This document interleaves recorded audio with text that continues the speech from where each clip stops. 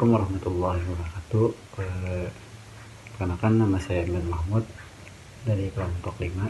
Nah, jadi hari ini saya akan menjelaskan tentang pengertian sumber belajar dan klasifikasi sumber belajar. Itu langsung saja pengertiannya. Itu proses pembelajaran bersifat individual atau kontekstual. Jadi arti proses pembelajaran itu terjadi dalam diri peserta didik. Nah, sesuai dengan perkembangannya dan lingkungannya. Dan juga peserta didik itu tidak hanya belajar dengan guru, tetapi dapat juga belajar dengan sumber belajar lainnya yang sudah tersedia atau yang sudah ada di lingkungannya. Nah, menurut Wellington dalam buku Job in Instructional Media Study, ia menyatakan bahwa peran utama sumber belajar adalah membawa atau menyalurkan stimulus. Nah, menyalurkan stimulus dan informasi kepada siswa. Di sini saya akan memberikan beberapa klasifikasi lain sumber belajar berikut ini. Pertama itu pesan, yaitu informasi yang harus disalurkan atau disampaikan yang dalam bentuk ide. Nah, untuk ide contohnya bahan ajar, cerita. Nah, itu pesan. Yang kedua itu manusia itu adalah orang yang menyampaikan pesan itu pada peserta didik. Selanjutnya bahan itu media yang mengandung pesan untuk disajikan melalui alat. Contohnya seperti film, slide, tip, dan buku. Nah, film itu bahannya dan TV itu ada alatnya. Nah, jadi bisa kita bedakan bahan itu filmnya, alat itu TV-nya. Selanjutnya tentang lingkungan. Nah, lingkungan itu yaitu keadaan di mana pesan itu yang harus kita sampaikan.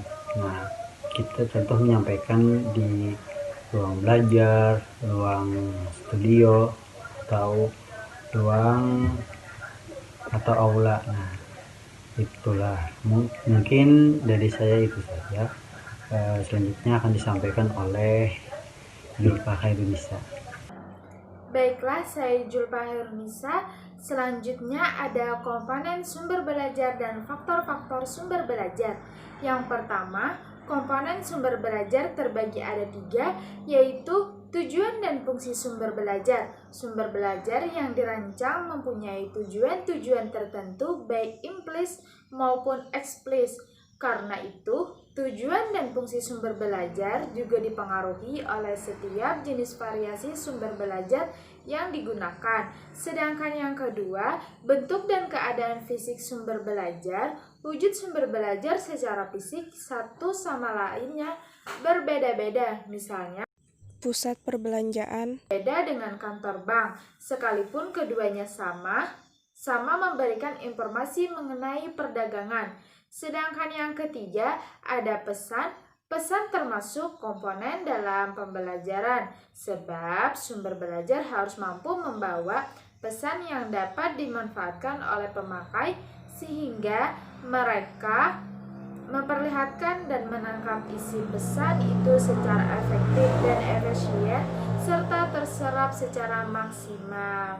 Lalu ada faktor-faktor sumber belajar terbagi menjadi 4. Yang pertama ada perkembangan teknologi, yang kedua nilai-nilai budaya setempat, Yang ketiga ada keadaan ekonomi pada umumnya.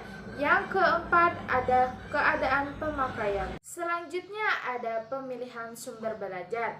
Nah, secara umum kriteria pemilihan sumber belajar terbagi menjadi dua. Yang pertama ada kriteria umum, antara lain ialah ekonomis dalam pengertian murah, teknisis atau tenaga, praktis, dan sederhana, fleksibel, relevan dengan tujuan pengajaran dapat membantu efisiensi dan kemudahan. Sedangkan yang kedua, ada kriteria berdasarkan tujuan, antara lain ialah sumber belajar dapat memberikan motivasi pada siswa, sumber belajar untuk tujuan pembelajaran, sumber belajar untuk penelitian, sumber belajar untuk memecahkan masalah, sumber belajar untuk presentasi. Selanjutnya akan disambung oleh teman saya. Baiklah, saya Hairunisa selanjutnya akan membahas tentang manfaat sumber belajar. Dengan memasukkan sumber belajar secara terencana, maka suatu kegiatan belajar mengajar akan lebih efektif dan efisien dalam usaha pencapaiannya tujuan instruksional, sebab sumber belajar sebagai komponen penting dalam proses belajar mengajar mempunyai manfaat yang cukup besar. Manfaat sumber belajar tersebut antara lain, yang pertama, memberi pengalaman belajar secara langsung dan konkret kepada peserta didik, misalnya karya wisata ke objek seperti museum, kebun binatang, majalah, dan sebagainya. Yang kedua, dapat menyajikan sesuatu yang tidak mungkin diadakan, dikunjungi, atau dilihat secara langsung dan konkret, misalnya denah, sketsa, foto, film, majalah, dan sebagainya. Yang ketiga, dapat menambah dan memperluas cakrawala sajian yang ada di dalam kelas, misalnya foto, film, narasumber, majalah, dan sebagainya.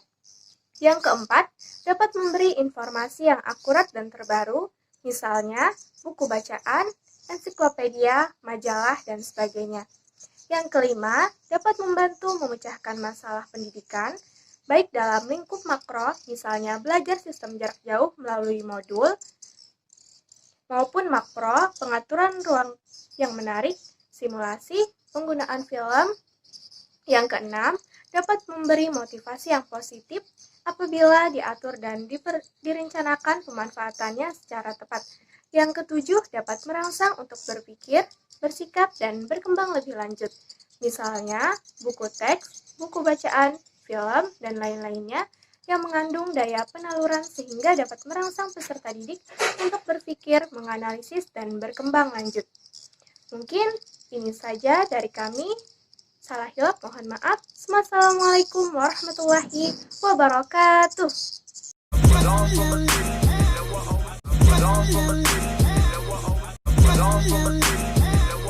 Yeah.